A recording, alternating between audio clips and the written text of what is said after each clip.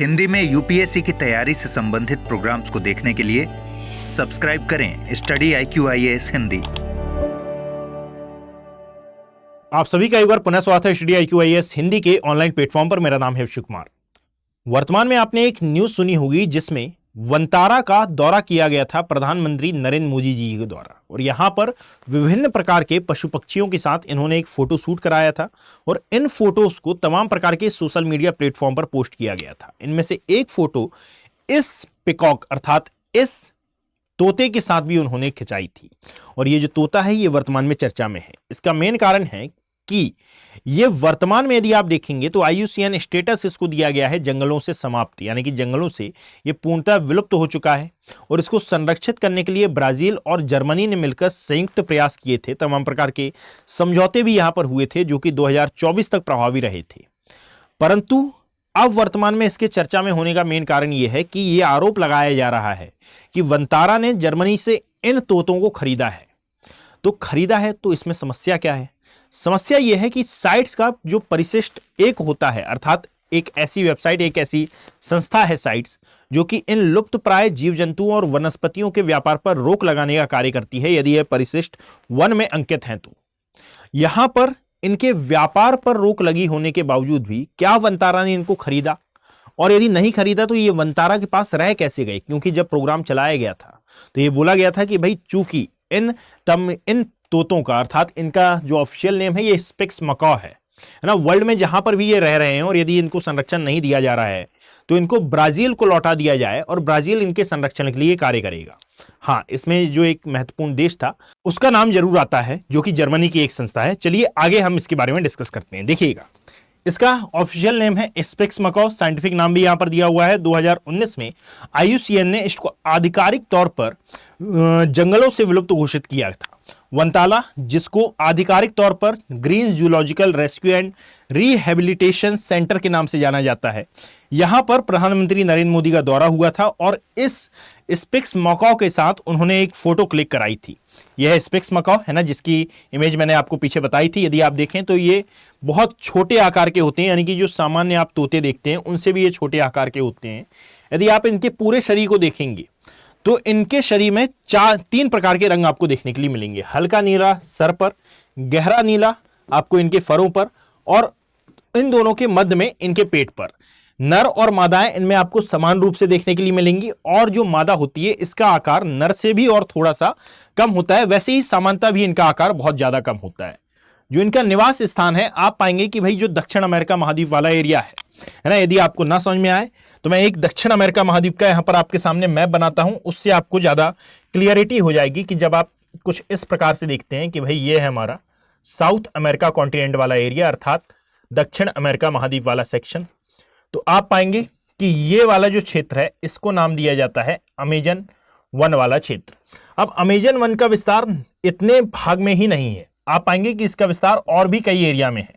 जैसे जैसे आप पूर्वी ब्राजील की ओर बढ़ते हैं तो पूर्वी ब्राजील में एक स्थान पड़ेगा आपको जिसका नाम है काटिंगा, और ये जो काटिंगा है ये झाड़ीदार वृक्षों और साथ में कई ऐसे पर्णपाती वनों के लिए जाना जाता है। और यही जो काटिंगा है ये इन तोतों का एक महत्वपूर्ण निवास स्थान है।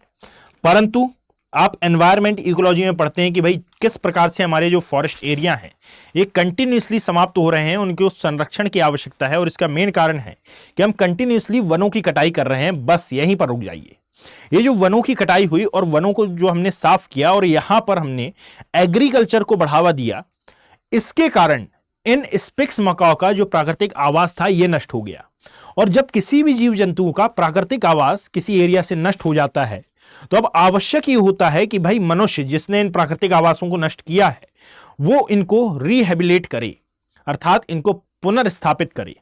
और पुनर्स्थापित करने के लिए एनवायरमेंट इकोलॉजी के अकॉर्डिंगली 2 प्रकार के तरीके अपनाए जाते हैं। इनका नाम होता है एक इन सीटू कंजर्वेशन और एक होता है ex situ conservation. In situ conservation का अर्थ होता है कि भाई आप उस संबंधित जीव को उसके ही स्थान पर संरक्षित कर लें और उसके शिकार पर और जिस कारण से उसको हानि हो रही है उन तमाम प्रयासों पर या फिर उन तमाम जिम्मेदार कारकों पर आप रोक लगा लें। ठीक है। और एक होता है एक्स सीटू कंजर्वेशन जिसको नाम दिया जाता है बहिर स्थानीय संरक्षण। अब ये बहिर्स्थानी क्या होता है, मतलब कि आप संबंधित प्रजाति या संबंधित जीव को उसके निवास स्थान से बाहर संरक्षित कर दें, ताकि वो जो उसका आवास नष्ट हुआ है उसका किसी भी प्रकार का नकारात्मक प्रभाव ना पड़े, यानी कि एक प्रकार से आप कृत्रिम वातावरण उसके लिए बनाकर रख दें। अब चूंकि काटिंगा पूरा पूरा नष्ट कर दिया गया था मानवीय गतिविधियों के द्वारा, इसीलिए ब्राजील गवर्नमेंट के द्वारा यह प्रयास किया गया कि अब जंगलों में जितने भी 8, 10, 9, 11 जितने भी ये स्पिक्स मकाओ बचे हुए हैं इनको पकड़ा जाए और इनको एक्स-सिटू कंजर्वेशन के अंतर्गत संरक्षित किया जाए, और ये प्रयास भी अपनाए गए। अब जब किसी भी देश के द्वारा ऐसा किया जाता है तो विभिन्न प्रकार की जितनी भी अंतर्राष्ट्रीय संस्थाएं होती हैं वो इसमें बढ़ चढ़कर हिस्सा लेती हैं, और बढ़ चढ़कर हिस्सा लिया भी जाता है। जो जर्मनी की एक संस्था है उसके द्वारा, जिसका नाम है association for the conservation of threatened parrots, यानी कि तोतों को बचाने के लिए एक एसोसिएशन है, इन्होंने अपना एक महत्वपूर्ण स्थान यहां पर रखा। अब जब ये उठकर आते हैं तो भाई ये दोनों ही प्रयास करते हैं, और 2020 से इन पक्षियों को संरक्षित करने की बात कही जाती है, और 2019 से इन पक्षियों को संरक्षित किया जाता है। इवन इससे भी पहले 2020 में इसके बहुत अच्छे रिजल्ट देखने के लिए मिलते हैं, और 2020 में ही ये जर्मनी कुछ पक्षियों को वापस से ब्राजील भेजता है। असल में इनको संरक्षित कैसे किया जाता है, तो संरक्षित करने के लिए भी कई प्रकार के यहां पर तरीके अपनाए जाते हैं, जिनमें से एक तरीका होता है बंदी प्रजनन केंद्र, यानी कि इनको एक एक्स-सिटू कंजर्वेशन के अंतर्गत रखा जाता है, वहां पर इनका प्रजनन कराया जाता है, ताकि ये सुयोग्य प्रजनन के द्वारा अपनी अच्छी संतति को, अच्छी ब्रीड को ये पैदा कर सके, ताकि जो भी आनुवंशिक गुणधर्म या फिर आनुवंशिक विफलता इनमें है वो आने वाले संतति में आपको देखने के लिए ना मिले। ये एक बहुत ही अच्छा तरीका माना जाता है, और इसमें सहायता की गई है अनंत अंबानी के इस वंतारा के द्वारा। यानी कि ये वंतारा चर्चा में इसलिए क्योंकि यहां पर जो ACTP है, अर्थात ये जर्मनी की जो मैंने संस्था बताई है वहां पर, तो यहां पर जो ACTP है इसने 2019 में स्थापित इस वंतारा के साथ मिलकर इन स्पिक्स मकाओ को भी बचाने का प्रयास किया, और इसमें ये सफल भी हुए और इनको वापस से जर्मनी से ब्राजील भेजा। अब ये बात तो सर्वज्ञात थी, परंतु याद रखें कि अब समस्या कहां हो गई। समस्या ये हुई कि वर्तमान में यदि आप देखेंगे तो इसको परिशिष्ट वन में, यानी कि जो साइट संस्था होती है जिसका पूरा नाम होता है वन्यजीव और वनस्पति की लुप्त प्राय प्रजातियों के अंतर्राष्ट्रीय व्यापार पर कन्वेंशन, इसको साइट्स कहा जाता है शॉर्ट में। इसका परिशिष्ट वन होता है जो कि इनके व्यापार को अवैध करार देता है ना। यानी कि इसमें कहा जाता है कि संबंधित प्रजाति जैसे कि स्पिक्स मकाओ है, इसका प्राकृतिक आवास जिस भी एरिया में है आप उस गवर्नमेंट से परमिशन लेकर ही इसका व्यापार कर सकते हैं, और आपको साइट्स को यह बताना होगा कि भाई आप इसका व्यापार कर क्यों रहे हैं। अब जब इसको संरक्षित किया गया और वापस से इसको ब्राजील भेजा गया, तो ब्राजील ये बोल रहा है कि हमें नहीं पता था कि जर्मनी के पास और कितने स्पिक्स मकाओ हैं, और जर्मनी ने इनको और कहां पर स्थानांतरित किया या फिर कहां पर और भेजा, और यदि भेजा तो हमको इसकी बिल्कुल भी जानकारी नहीं थी। अब नरेंद्र मोदी सर का इस स्पिक्स मकाओ के साथ फोटो डालना इस बात का सूचक है कि भाई वंतारा में ये स्पिक्स मकाओ आए तो आए कहां से। संकेतक तो ये है कि भाई स्पिक्स मकाओ हैं, परंतु आए कहां से, क्योंकि ब्राजील की जितनी भी रिपोर्ट है उसमें कहा गया कि हमें ये जानकारी नहीं थी कि वंतारा में स्पिक्स मकाओ निवास कर रहे हैं, और वंतारा का कहना है कि भाई स्पिक्स मकाओ को हम संरक्षित करने का प्रयास कर रहे हैं। जिस प्रकार से ब्राजील में और जर्मनी में इनके बंदी प्रजनन केंद्र बनाए गए हैं, वैसे ही बंदी प्रजनन केंद्र आपको वंतारा में भी देखने के लिए मिलेंगे। यानी कि वंतारा कोई गलत बात तो है नहीं, जामनगर में ये स्थापित है और ये तो रिहेबिलिटेशन सेंटर के तौर पर ही कार्य करती है, और ऐसे जीव जंतु जो कि खतरे में हैं उनको रिहेबिलिटेट करती है, तो ये तो बहुत अच्छी बात है। परंतु ब्राजील का ये कहना कि भाई हमें इसकी जानकारी नहीं थी, क्या वंतारा के ऊपर आरोप लगाता है, तो ये हमारे सिलेबस पॉइंट ऑफ व्यू के अकॉर्डिंगली इंपॉर्टेंट नहीं है। इसी का कारण इसका यह है कि भाई ये अभी तक क्लियर नहीं हो पाया है। परंतु ये बात बिल्कुल सही है कि जो ACTP है, अर्थात जो जर्मनी की संस्था है जो कि प्रयास से यानी कि समझौते के द्वारा ब्राजील के साथ मिलकर इन स्पिक्स मकाओ के संरक्षण के लिए कार्य कर रही थी, वो एक प्रकार का ये कार्यक्रम था जिसमें इन्हें सफलता भी हासिल हुई है।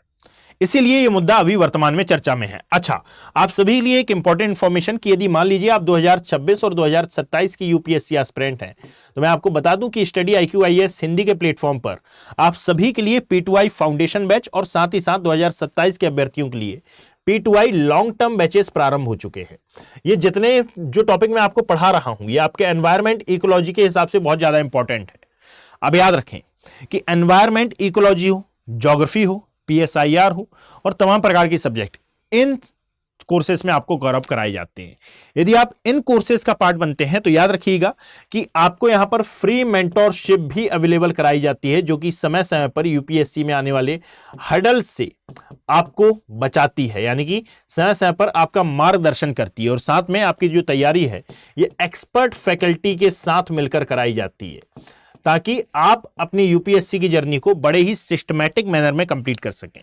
इन बैचेस का पार्ट बनने के लिए कुछ नहीं करना है, डिस्क्रिप्शन बॉक्स में जो लिंक दिया हुआ है वहां पर आप क्लिक करके डायरेक्ट वेबसाइट को विजिट कर सकते हैं और आप AKV लाइव कोड का यूज करके मैक्सिमम डिस्काउंट भी प्राप्त कर सकते हैं। AKV लाइव कोड ये मेरा कोड है। AKV का अर्थ है अभिषेक कुमार बोहरे, है ना, ये दिया हुआ है।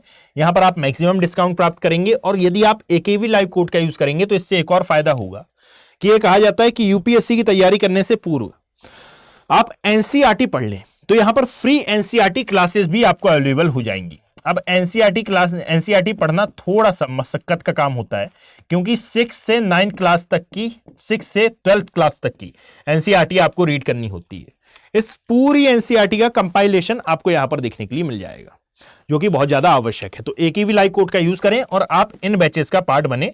और इन बैचेस के प्रारंभ होने की जो तिथि है 24 अप्रैल है, सुबह 8 बजे से ये बैचेस प्रारंभ हो जाएंगे। और इन बैचेस का पार्ट बनने पर आपको प्रिलिमिनरी एग्जाम से लेकर इंटरव्यू तक की तैयारी तो कराई ही जाएगी। साथ में याद रखो कि यदि आप प्रिलिमिनरी एग्जाम क्वालिफाई कर लेते हैं तो आपको मेंस की तैयारी के लिए दिल्ली बुला लिया जाएगा। स्टडी IQ IAS हिंदी आपको अपने प्रीमाइसेस पर रखकर अपने एक्सपेंडिचर पर आपकी पूरी की पूरी तैयारी कराएगा। यदि आप मेंस क्वालिफाई कर लेते हैं तो इंटरव्यू गाइडेंस प्रोग्राम भी इसमें आपको मिलेगा। साथ ही साथ यहां पर जो वीकली टेस्ट होते हैं और साथ में जो मंथली टेस्ट होते हैं, यदि मंथली टेस्ट में आप अच्छा प्रदर्शन करते हैं तो पर मंथ आपको 11,000 रुपए तक का इनाम देखने के लिए मिलेगा। यानी कि लगभग यदि आप 3 बार टॉप कर जाते हैं तो इस अमाउंट को आप बड़े ही इजी मैनर में प्राप्त कर सकते हैं। और आई थिंक आप 3 बार टॉप करेंगे। कारण क्या है, 15 से 16 महीने का ये टेन्योर है।